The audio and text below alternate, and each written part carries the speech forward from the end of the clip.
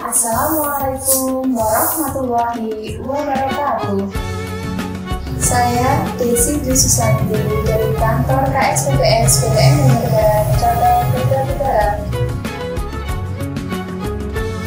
Bismillahirrahmanirrahim. Alhamdulillahirabbil alamin.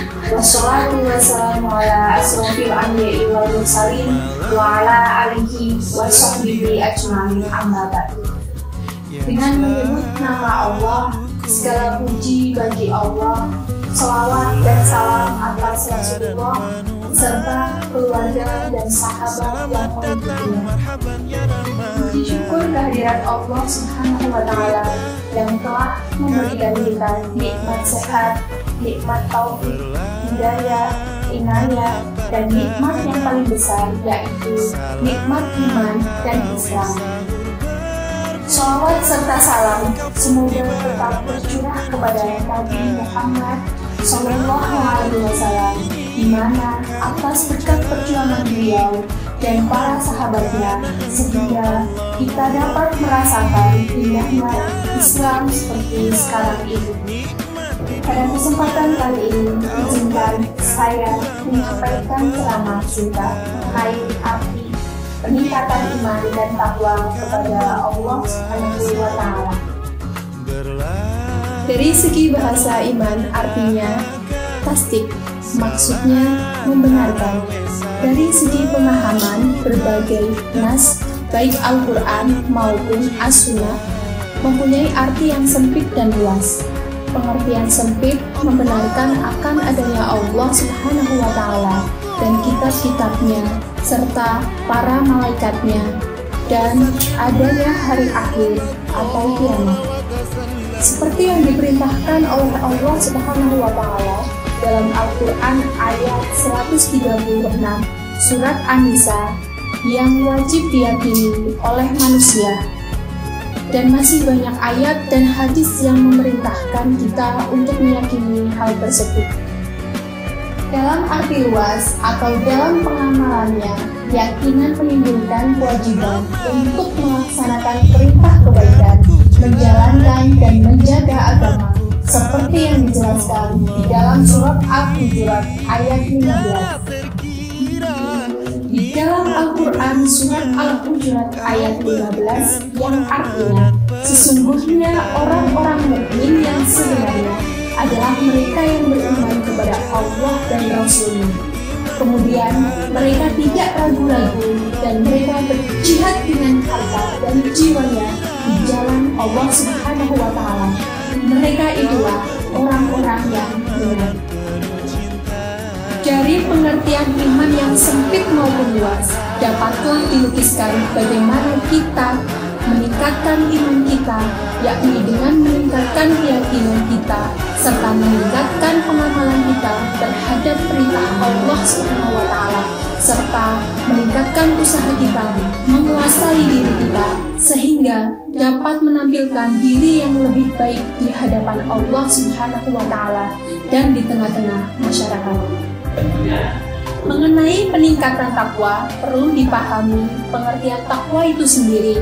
Jika dilihat dari penjelasan Al-Quran dan As-Sunnah, dapat disampaikan bahwa takwa itu adalah usaha dan kemampuan seseorang mukmin dalam rangka mengarungi hidup di dunia ini agar terjaga dari hambatan dan godaan di dunia. Hal ini sudah dijelaskan dalam Al-Quran surat Al-Imran ayat 14-17.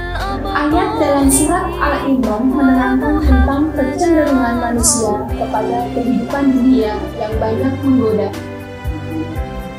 Dalam Al-Quran surat Al-Imran ayat 14-17 yang artinya, dijadikan terasa lebih indah dalam pandangan manusia cinta terhadap apa yang diinginkan, berupa perempuan-perempuan, anak-anak, harta benda yang tertumpuk dalam bentuk emas dan perak, kuda pilihan, hewan ternak, dan sawah ladang.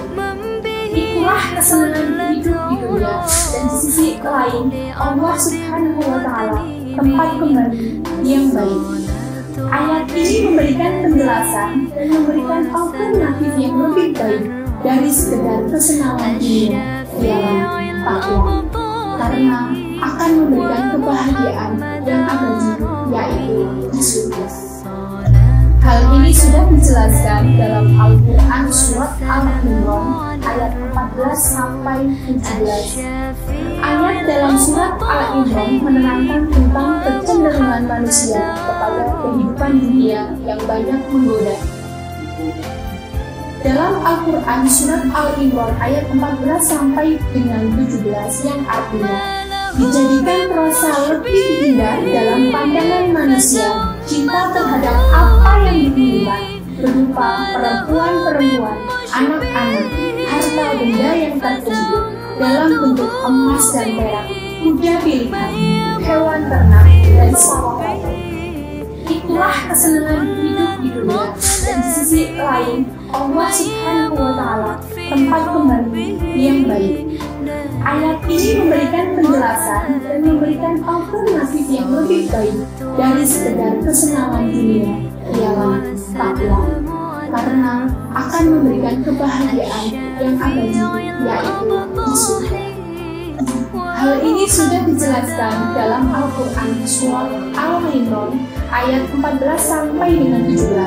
Ayat dalam Surat Al-Imran menerangkan tentang kecenderungan manusia kepada kehidupan dunia yang banyak menggoda.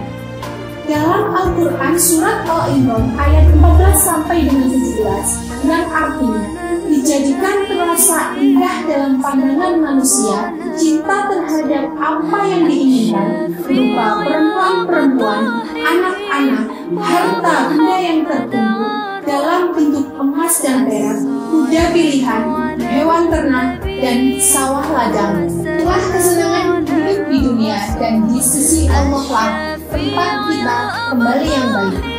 Ayat ini memberikan penjelasan dan memberikan alternatif yang lebih baik dari sekedar kesenangan dunia, ialah bertakwa, karena akan memberikan kebahagiaan yang abadi di surga. Lebih lanjut, ayat 16 dan 17 menjelaskan rincian kualifikasi takwa, sebagaimana juga dalam ayat lain seperti pada surah Al-Baqarah ayat 2 dan surah Al-Imran ayat 134, yakni bahwa orang-orang yang mutakin adalah orang-orang yang menyatakan dirinya beriman kepada Allah Subhanahu wa Ta'ala, salat, benar perkataan dan perbuatan, tekun beribadah, banyak melakukan infak dan banyak memohon ampunan Allah Subhanahu wa Ta'ala di waktu malam hari. Termasuk kualifikasi takwa seperti tersebut pada surah Al-Imran ayat 134, yaitu orang itu mampu menahan diri dan bersifat pemaaf kepada orang lain. Dengan kualifikasi takwa ini dapat difahami maksud ajakan peningkatan takwa adalah dengan meningkatkan keimanan, kesabaran, usaha berbuat benar, ketekunan beribadah, memperbanyak infak, dan banyak melakukan mawas diri memohon ampunan kepada Allah Subhanahu wa Ta'ala. Tidak ada hal yang indah selain doa, dan tidak ada awalan selain akhirat. Untuk itu, saya akhiri ceramah pada hari ini. Semoga bermanfaat. Wabillahi taufiq wal hidayah. Wassalamualaikum warahmatullahi wabarakatuh. طب طب طب طب طب طب طب طب طب لي والسقف سق سق سق لي والرقص قد طاب إلي شوى شوى وشاهش على ورق. Saya mengucapkan marhaban ya Ramadan. Selamat menjalankan ibadah puasa 1446 Hijriah.